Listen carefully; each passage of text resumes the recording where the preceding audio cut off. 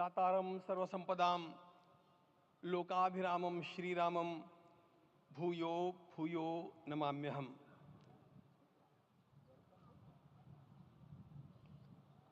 आज अंतःकरण अत्यंत उल्लास से, समाधान से और कृतज्ञता से भरा हुआ है। हमारा संपूर्ण राष्ट्र और पूरा विश्व भी आज भगवान श्री राम की प्रतिष्ठा से आलोकित होने का पर्व आरंभ हो चुका है। यह केवल एक मंदिर में एक मूर्ति की प्रतिष्ठा नहीं है, यह इस देश की अस्मिता, इस देश का स्वाभिमान और इस देश का आत्मविश्वास, इसकी प्रतीक्षा है। 500 वर्षों की प्रतीक्षा के पश्चात यह संभव हो सका। इसके जो अनेक कारण हैं, उनके ऊपर तो आलोक हमारे सारे सम्माननीय अभ्यागत डालेंगे ही। मैं केवल एक काम के लिए यहां पर खड़ा हूं, छोटा सा काम। कारण तो अनेक होते हैं, लेकिन अनेक कारण मिलते मिलते आखिर वे एक विशिष्ट स्तर तक पहुंच जाते हैं और उस स्तर पर कोई महापुरुष हम लोगों को उपलब्ध होता है और उस विभूति के कारण युग परिवर्तित हो जाता है। इस प्रकार का परिवर्तन लाने के लिए अपने जीवन को साधना पड़ता है और इस प्रकार जीवन साधने वाले हमारे इस देश की परंपरा के अनेक महान रत्नों में आज हम लोगों को समय की आवश्यकता, युग की आवश्यकता, सनातन के अंतःकरण की आवश्यकता के रूप में हमारे सम्माननीय प्रधानमंत्री जी प्राप्त हुए हैं।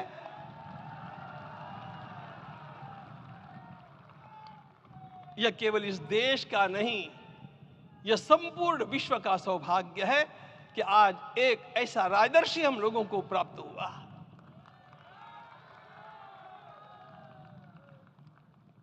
आपके मंगल हाथों से आज प्रतिष्ठा होने की बात थी, वह स्वाभाविक भी था, वो होना ही था मित्रों।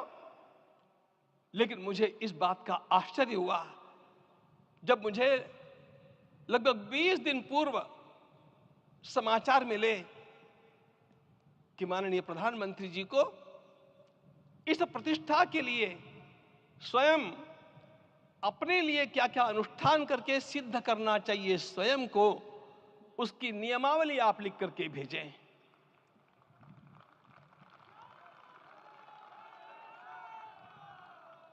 जिस प्रकार का हमारे देश का राजनीतिक माहौल है, कोई भी आकर के किसी भी समय कुछ भी कर्म करके चला जाता है, वो उद्घाटन हो चाहे पौधारोपण हो चाहे कुछ भी हो, लेकिन उसके लिए मैं अपने को सिद्ध करूं, इस प्रकार की भावना कहां होती है? यदि किसी ने पूछा तो मैं कहूंगा कि यहां होती है। भगवान श्री राम की प्रतिष्ठा करनी है। भारतीय जीवनादर्शों के सर्वोच्च आदर्श भगवान श्री राम है और इन समस्त जीवनादर्शों की प्रतिष्ठा करने के समान ही यहां की प्रतिष्ठा रही है। इसलिए एक महान विभूति को ऐसे लगा कि मैं अपने को भी साधूं। मैं कर्मणा मनसा वाचा, कर्म से, मन से और वाणी से अपने को उसके लिए शुद्ध बनाऊं, सिद्ध बनाऊं, और उसका मार्ग तप ही है। भगवद गीता ने कहा, यज्ञ दान तपः कर्म न त्याज्यम कार्यमेव तत्। तप से ही विशेष परिशुद्धि होती है। आज मुझे आपको बतलाने समय अंतःकरण गदगद होने की अनुभूति हो रही है। मैंने तो कहा था, हम लोगों ने महापुरुषों से परामर्श करके लिखा था, आपको केवल 3 दिन का उपवास करना है। आपने 11 दिन का संपूर्ण उपोषण किया। हमने 11 दिन एक भुक्त रहने के लिए कहा था, उन्होंने अन्न का ही त्याग कर दिया। महाभारत में कहा गया है अनशन यह सबसे बड़ा तप है, अनशन। और उसको उनके जीवन में साकार होते हुए मैंने केवल देखा नहीं, मैं थोड़ा तार्किक हूं। आपकी परम पूजनीय माता जी से मिलकर के मैंने उसको रिकन्फर्म भी किया था कि आपका ये अभ्यास 40 वर्षों का है। ऐसा तपस्वी कोई राष्ट्रीय नेता प्राप्त होना यह सामान्य बात नहीं है। वे इन दिनों में हमने कहा था कि आपको विदेश प्रवास नहीं करना चाहिए, क्योंकि सांसर्गिक दोष भी आते हैं। विदेश प्रवास टाल दिया सांसर्गिक देशों के इस दोषों की संभावना के कारण, लेकिन दिव्य देशों का प्रवास ऐसा किया। नासिक से आरंभ किया, गुरुवायूर गए, श्रीरंगम गए, रामेश्वरम गए। इन सारे स्थानों पर जाकर के वहां के परमाणुओं को लेकर के और पूरी भारत माता के हर कोनों में जाकर के मानो वे निमंत्रण दे रहे थे कि आइए दिव्य आत्माओं, अयोध्या पधारिए और हमारे राष्ट्र को महान बनाने के लिए आशीर्वाद दीजिए।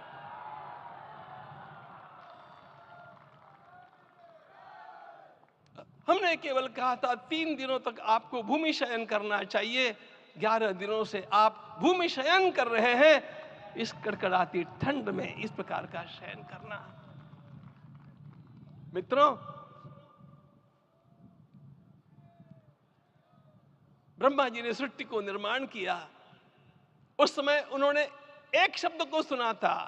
भारत की संस्कृति का सबसे मूल शब्द है तप, तप इति।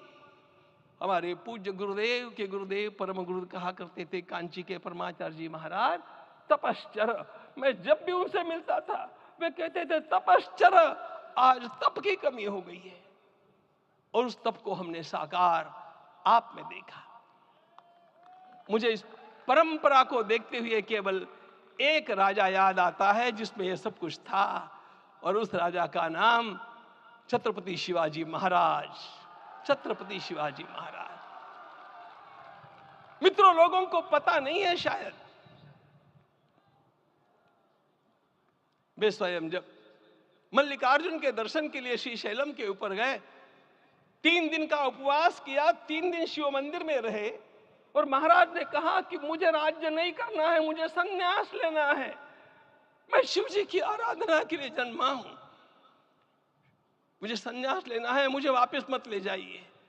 इतिहास का वो बड़ा विलक्षण प्रसंग है।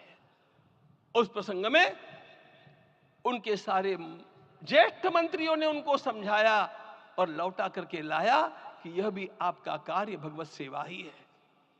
आज हम लोगों को उसी प्रकार के एक महापुरुष ऐसे प्राप्त हुए हैं जिसको भगवती जगदम्बा ने स्वयं हिमालय से लौटा करके भेज दिया कि जाओ भारत माता की सेवा करो।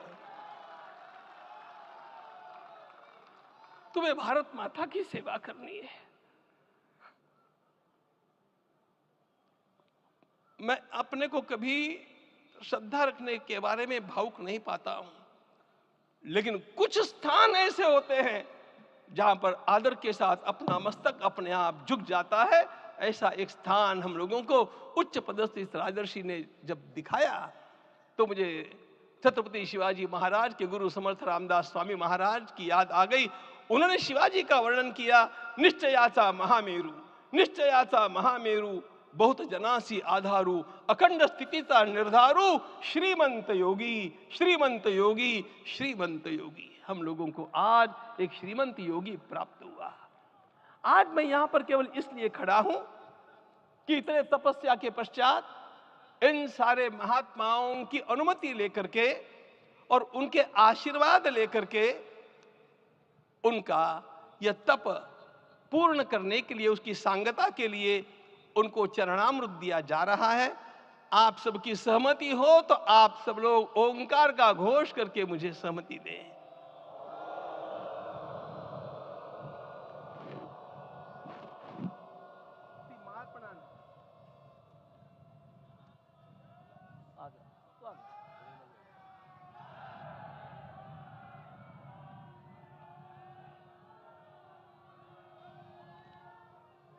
अपना उपवास पूर्ण कर रहे हैं माननीय प्रधानमंत्री जी।